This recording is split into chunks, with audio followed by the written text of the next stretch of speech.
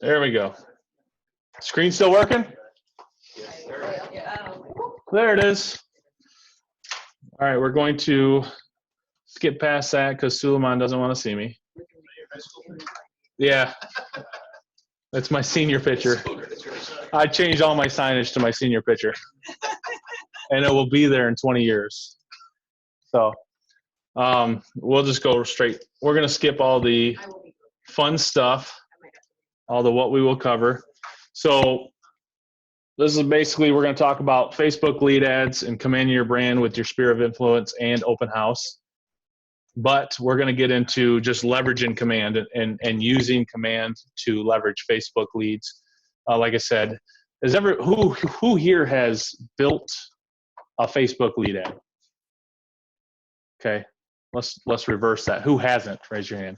All right, good. Okay, so we got 3 people that have not built one. So we'll go through it. If you have some questions, stop me. But I'm going to try to be somewhat fast. But we got 25 minutes, so we'll be all right. So we talked about, before we started this in the workshop there, the cost per lead, the difference with command and the difference with trying to build it within Facebook. So here's some stats. If you look, you'll see the cost per lead that is being pulled. And with command, it's a question mark because ultimately what we're seeing is on average under $1 per lead. And even if you say $1 per lead, but it's really, really low in comparison to building a Facebook lead ad directly through Facebook. A couple reasons why is because we partnered with Facebook, and by we, I mean Keller Williams and Command, to make dynamic ads, which allows Facebook to pinpoint and see which ads are working and promote that ad and put them in the right place for us. But also allows it to be low because as an overall platform, you can imagine how many people within Keller Williams are using command to build lead ads. So Facebook sees that as one giant customer spending a lot of money. So we get some priority with that. So keep that in mind. So a little bit how we can build a better business with it, with command and with Facebook. It's the cost per lead you mentioned. The longer nurture time, so being able to build a deeper relationship. And again, like I mentioned prior to, is the first step is being able to open up that chain of communication with some of these leads that we're interacting with. So and be able to scale your business out. So this is very, very important slide. And I want everybody to take a minute to look at this because we're all guilty of it. Every last one of us. And if you say you're not, you're a liar. So the average response time, and this is from National Associations of Realtors, I believe. Well, it's got a couple, but average response time for an online lead is 44 hours. That's terrible. Absolutely terrible. 50% of online leads never get a single response. And I can bet you that I have leads in my command right now that I have not responded to.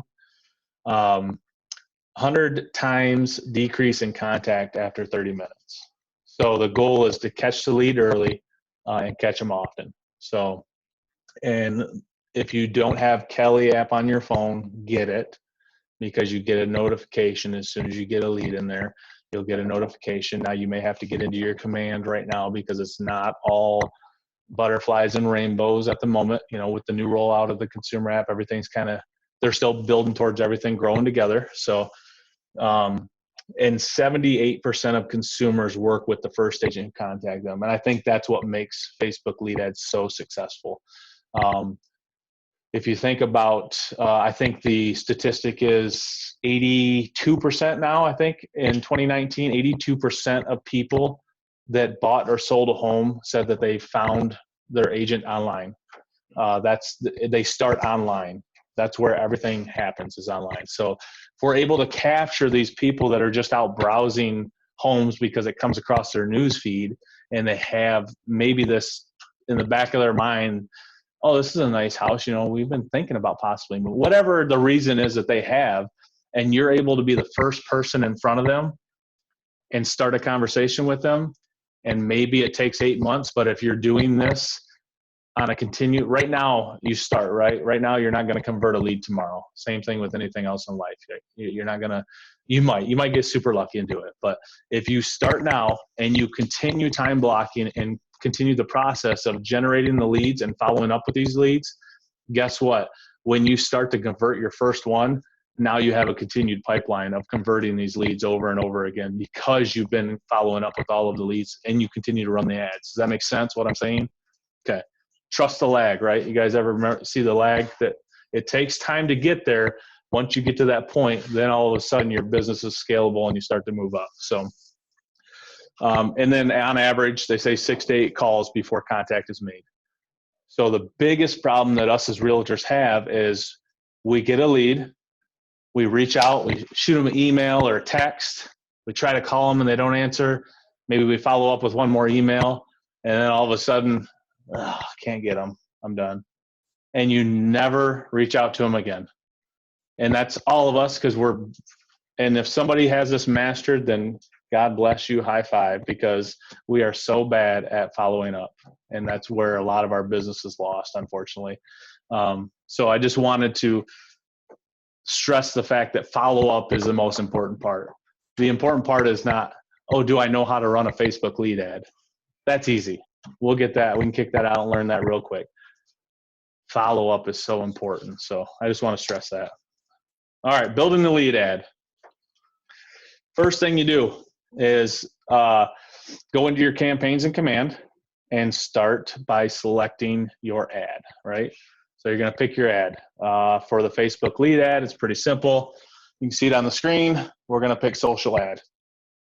Next step is, what is our goal? We're just going to name it and we're going to pick our goal. Now, I've heard, and I will tell you that I have not tested this too much to see what the difference in leads that you get or the amount of leads or how effective the ad is by selecting what you select, whether it's advertised listing or whether it's I'm trying to attract buyers or event awareness. I would guess that for the most of us are going to be one of the two. We're either going to advertise a listing or we're going to attract buyers. If you're going to attract listings, and this is I don't know if it's a caution, it's not a caution, it's saying if you're going to try to attempt to run an ad to get listings, it's probably not going to be as successful as attracting buyers. And there's a couple reasons why. One, people are not browsing Facebook and then all of a sudden get an idea to list their house, for the most part. Okay, there's nothing to click on. When you run an ad for attracting a listing, what are you drawing them in with? And I mean, there's really nothing that, it's hard to draw someone in with something when you're trying to attract a listing. But to follow that up, 50% of your buyers out there also have a home to sell. So you're going to generate your listings by attracting the buyers, get in front of them, because they could be upgrading, downsizing, whatever it is. Not everybody that's buying a home is moving from an apartment or out of their parents' house, right? So that's where you're going to get your listing business.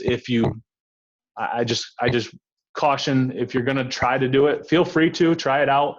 What we found is obviously having nice pictures of homes is the catch, right? So that's the thing that sparks someone's interest. Then they start thinking about, oh, I would love to have a kitchen like that. You know, they look over at their kitchen and it's from the 70s, and so keep that in mind when you're picking your ad. Okay. All right. Next step. You're going to add your listing. So you're going to search and select your listing. If you have a listing to promote, go ahead and pick one of yours. If you don't, feel free to reach out to just about anyone in this office, Clarkson office. Most anybody's going to agree to let you advertise. Oh, you're going to spend money to advertise my listing? Yes, please do. Go for it. If someone says no, move on to the next person and remember that, because they're probably not like, why would you not want me to share your listing, right? So almost everybody's going to allow you to, but do the courtesy of giving them a call, shooting them a text or whatever. Just say, hey, do you mind? Because it is their listing, but almost anybody will allow you to do it. Fair enough. After you select your listing, so add a listing, type in the address at the top, select the listing that you want to put in there. Everybody good so far? Yeah. Okay. I know I'm trying to go through this a little bit faster just for the simple point that I want to get to some of the follow-up and stuff for you guys. So after you select your listing, you're able to you can add images from that listing, and it pulls directly from the MLS, which is easy. It's awesome. Love it. This was an upgrade a few months. I don't know. It's probably been longer than a few months. It's been a while before you had to actually have the images on your computer to pull them up and add them. But now you can select directly from the KWLS, and you can add your images that you want to add. And again, I guess some great things. Front of the house is always a good one, and kitchens and baths. But if it's an ugly kitchen, pick something else. We'll throw that caveat out there. But just pick. I mean, you guys know what a quality picture is and what isn't. If you don't, ask somebody that does, please. Just get yourself a good image that's the most eye-catching, right? If there's an awesome room in a house, shoot, throw that thing in there. You know, if it's a finished basement with a pool table and a bar and it's beautiful, that's one of the ones you probably want to use. Okay, so use the good ones. Don't use plain living room pictures of a couch and a wall. No one cares. You know, something that they want to see, click on, right? Just remember that. And then, of course, the call to action. We talked about that in the workshop. Again, be brief. So for this particular one, this 4,000 square foot home on Lobdell Lake gives a whole new meaning to open floor plan. What does that mean? I'm a little bit interested, right? Click below to see more pics and get details. Now, all of a sudden, they're like, what? What does that mean? I want to see this house. So very simple. It's not a paragraph about the house and how cool it is. It's just a brief description of something and a call to action. Click below. Emojis are back working again, but we found that when they weren't working, people were still getting leads. So I like emojis. I think it's a little bit different. It breaks up the mundane of words that they're scrolling by. So if you like emojis, use emojis. House emoji, finger emojis, not the middle finger emoji. Yeah, don't use the poop emoji. But anyways. Put a headline on it. Is there a reason? It's in the middle of being added still. Oh, okay. This is just step by step. So you can see now, this is the biggest one that we've seen. I think mistakes or just overlooked, because it can be overlooked very easily. But it's also the thing that will just, everybody's like, I'm not getting any leads. So this is the biggest reason why. So first, you got to select your actual business page. You have to have a Facebook business page, right? So that's the easy step.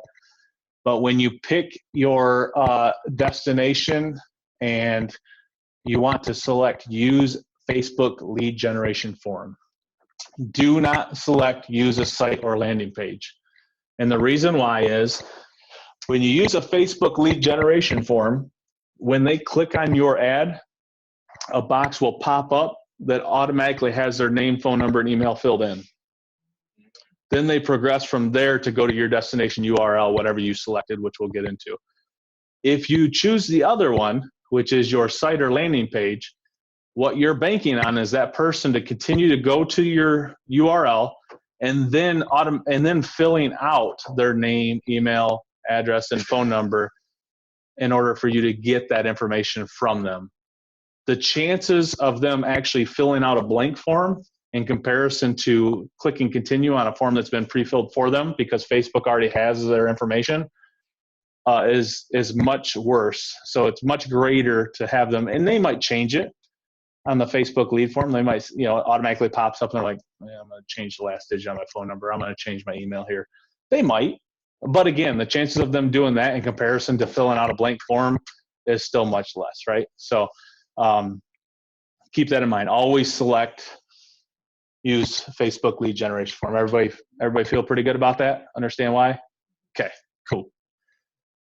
And then the call to action button, I just always pick learn more.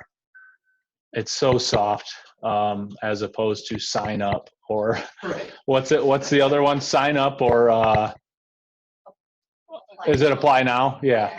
So Yeah, nobody wants to apply now or sign up. They just want to learn more. All right. Say it does the same thing. Just make it soft on them. Make it think that they're not signing up for a lifelong commitment with you. So now your URL.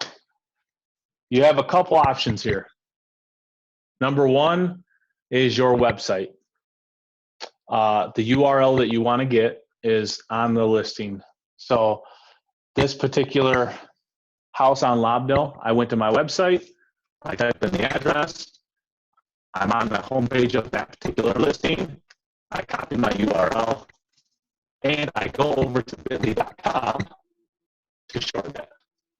That's all that is for. Bit.ly.com is just to shorten you, because if you put your URL of your listing, it's going to be like this long. It's forever long.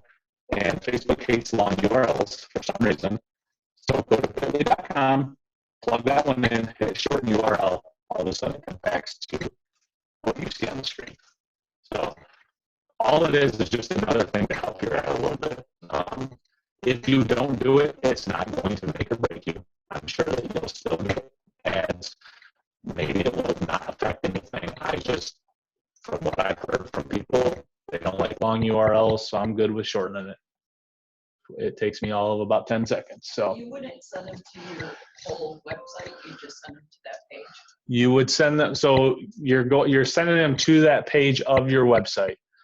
If you want to send them to the home page of your website, feel free to. However, I would caution against that, because you're advertising something and sending them not to that thing. So keep that in mind. I don't think it's that big a deal, but some people might get a little upset that, I did right? have a few people, because actually Yeah. happened to me when we were starting. I had people get mad at me because I created an ad, and when they clicked on it, it didn't actually go, and it was a Facebook thing issue. Like when we first got the lead ads, it wasn't talking right or something, so it would just go to a blank page, and they were so mad. They were so mad about that. I'm like, I'm sorry. Okay, so like I just created one for Tommy's listing for an open house I'm doing. Yep. So where I thought you could find all the properties on YouTube. There's always like the YouTube thing, but where did you get the original the destination URL? Your website. Tommy's website. No, your website. Not Tommy's. Doesn't matter whose listing it is. Pull it from your website. You go to your IDX website, or if you don't have IDX, pull it from your whatever website you're using. Everybody has a search where you just type in the address and find the house, right? I would hope that you have that on your website. If not, you might want to rethink your website. So pull up the address, and then once you're there, that's the URL that you're going to copy. And it's branded to you. You want everything branded to you. So obviously it's someone else's listing. It doesn't matter if they gave you permission. It's the same company. It will say on your website that it's actually someone else if they actually clicked and wanted to find those details. But it's still brought to you by Keller Williams if you're using it in-house. So, but yeah, second option. This is the second option. Build a landing page. Which if no one's built a landing page, that's a whole nother class. But it's really simple. It's just a one page. Basically, you can brand it, do a header of yourself. You put the listing in there, and it will pull up, and it's easy. You just actually pull it from the KWLS. It's right in your landing page build. And when you drop it into your landing page, it actually pulls up the house, the pictures, all the stats on the house, the description of the house, the neighborhood stats. It pulls it all up for you. And then at the bottom of that, usually you put your lead form, which is contact me for more details if you wanted to. So very simple. That's the second option you can do, is build a landing page. And then once you publish that landing page, you also get a URL just like your website, and that's what you would use to send them to. Again, that'd be another class, so we can go through that at some point, how to build a landing page. So fair enough? All right. And then question earlier, what audience do you use? So this is, I think, probably one of the most important parts, I feel, is trying to customize your audience to what you're trying to attract, okay? So that way, your ad is not being wasted on pages of people that don't care or want to see it. And the way you do that is by first target a custom audience instead of just target my database. very rarely would I ever use Target My Database. Very rarely.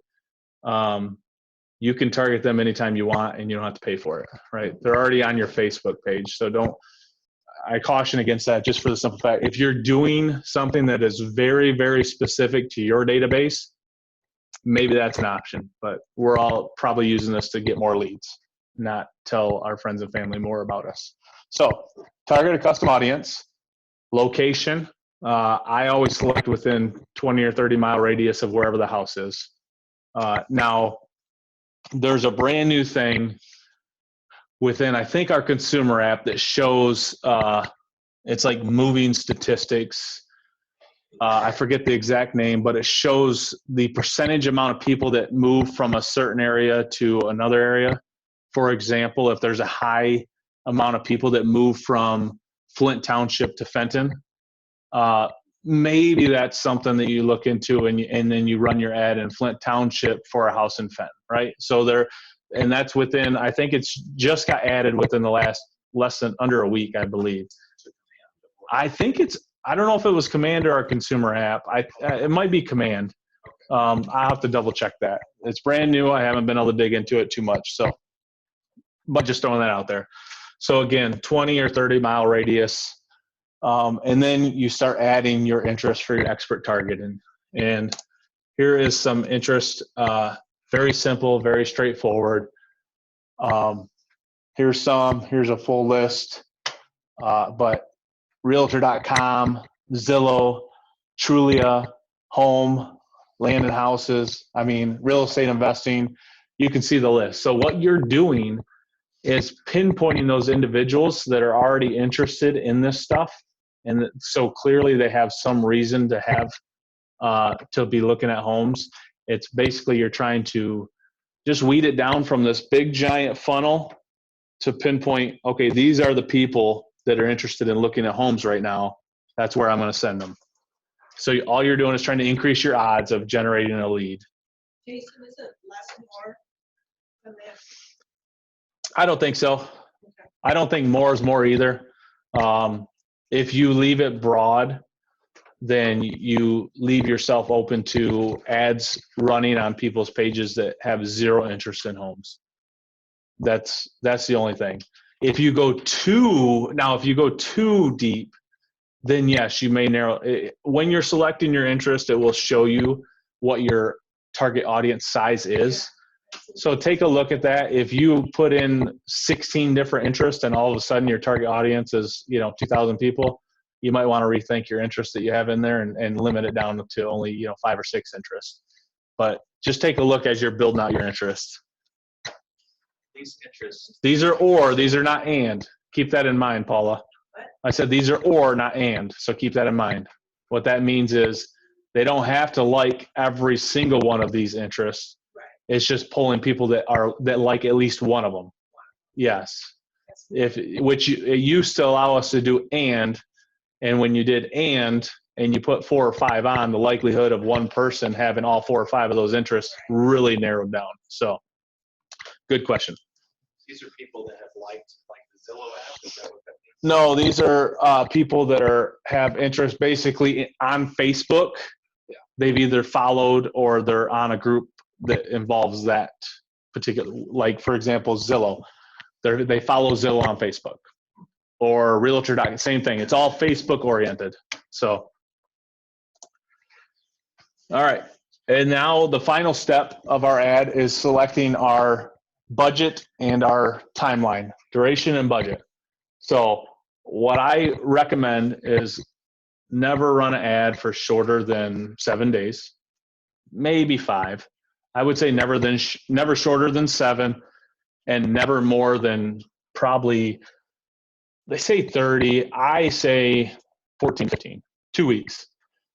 And the reason being is if the ad's not performing well, you don't really want an ad running for 30 days that's not performing well. So you want to reevaluate after. You also don't want a short time frame to where you do not get a good sample size of what the ad's doing. So 7 to 10 days is what I found that I really like. I usually run a 10-day ad on almost all of mine, and I will run 10 days for $30. Every ad I run is typically 10 days for $30. You can do whatever you like, but you got to give time for the ad to work, and you got to put enough budget on there. Oh, we're at noon, so we got to wrap it up. I'm sorry. And you got to put enough time on there to allow it to do its job and enough funds to where the budget's actually sprinkled on enough pages to collect the leads, right? So just 7 to 10 days, $30 is my recommendation. Start there, go from there. So, and that's what this was. You cannot make changes to the particular ad. Now, you can stop the ad, you can pause the ad and start over. You still have to wait for that duration before you'll get the credit returned to you for what you didn't spend on the ad. So if you do a 30-day ad for $100 and 10 days in, it's like performing really crappy and you've spent, I don't know, let's just say $7. You pause the ad, you have to wait the rest of the 30-day period out before the ad actually stops, cancels, and you're able to get the credit back.